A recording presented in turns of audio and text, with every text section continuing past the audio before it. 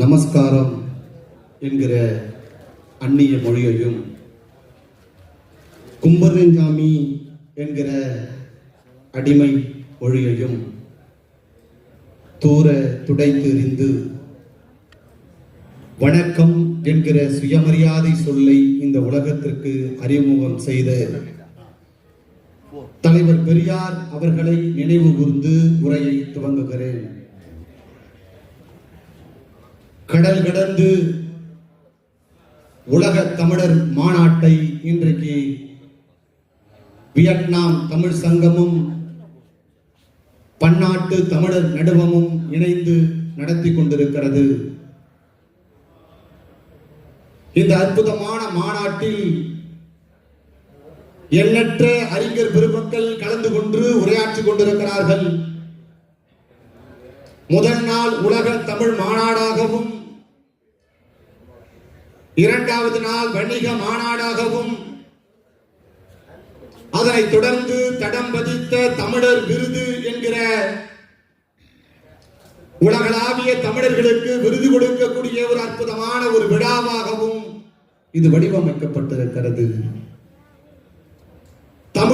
தமிழர் என்று சொன்னால் மிகவும் பொருத்தமானவர் யார் என்று தேடி கண்டுபிடித்து திராவிட இயக்கத்தினுடைய கடைசி கையிருப்பாக இருக்கக்கூடிய எங்களுடைய பேராயுதம், வணக்கத்திற்குரிய போற்றுதலுக்குரிய சிதம்பரம் நாடாளுமன்ற உறுப்பினர், விடுதலை சிறுத்தைகளுடைய தலைவர் அண்ணன் திருமா அவர்களை சிறப்பு அழைப்பாளராக அழைத்து இன்றைய தினத்தில் இந்த மாநாட்டுக்கு சிறப்பு செய்திருக்கிறார்கள். இந்த மாநாட்டை மெருகேற்றிருக்கிறார்கள். உலகமெல்லாம் அவர் பாட்டொலிக்கிறது, உலகமெல்லாம் அவர் படம் பேசப்படுகிறது,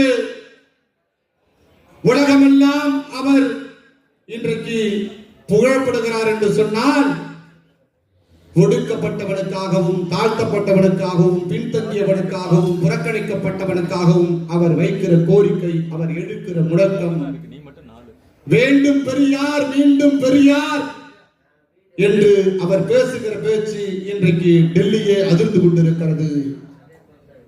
டெல்லி பார்லிமெண்டில் ஒரு காலத்தில் ஐயா வைகோவை பார்த்து பயந்தவர்கள் இன்றைக்கு அண்ணன் திருமாவை பார்த்து நடுங்கி கொண்டிருக்கிறார்கள். அப்படிப்பட்டவரின் மாநாட்டு சிறப்பு அழைப்பாளராக அழைத்திருக்கிறார்கள். மற்றொருவரும் திரும்பி பார்க்கிற பொழுது திரையுலகமே பார்த்து வியந்து போன